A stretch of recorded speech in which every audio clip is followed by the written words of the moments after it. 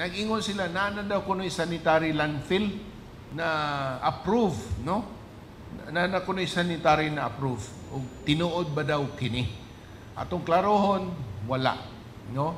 Walay na-approve, but there are sites nga gitan-aw sa kaning administrasyon sa panahon ni Franklin Quijano, sa past administration, nadunggan nato nga na daw sila gitan-aw. But these are not approved by DNR o wala gini malihok.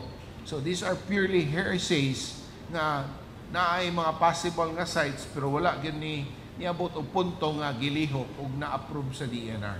So if we're looking for another place,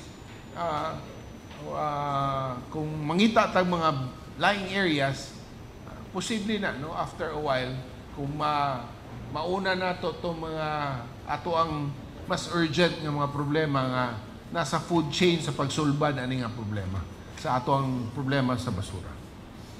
Ginamonitor sad nato, no, for long-term plans. Ginamonitor sad nato ang possible volume sa basura, ma-generate o volume sa basura na mawala sa CMRF para ma-determine unsa kadaka ang sanitary landfill na lang ang kinanglan din sa syudad.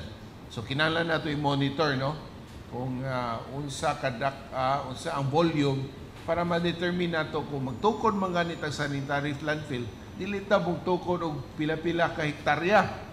Kay basig day sa atong i-produce nga mga abo, ikabot og 2%, de paglabay nimo mo invest dako kay sanitary landfill, di na hinon magamit completely. Remember, ang goal nato kay 90% waste diversion from the SLF or kanang open dump site ang kailangan ang tabang sa tanan para ma-achieve niini.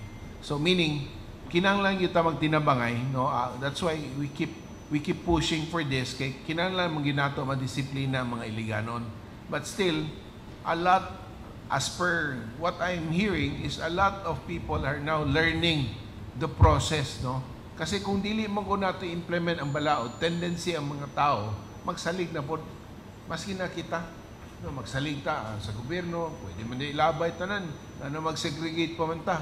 Pero kung atong hunaw-naon, all over the world, no, the more advanced countries are already doing it, no? Segregation, ang collection,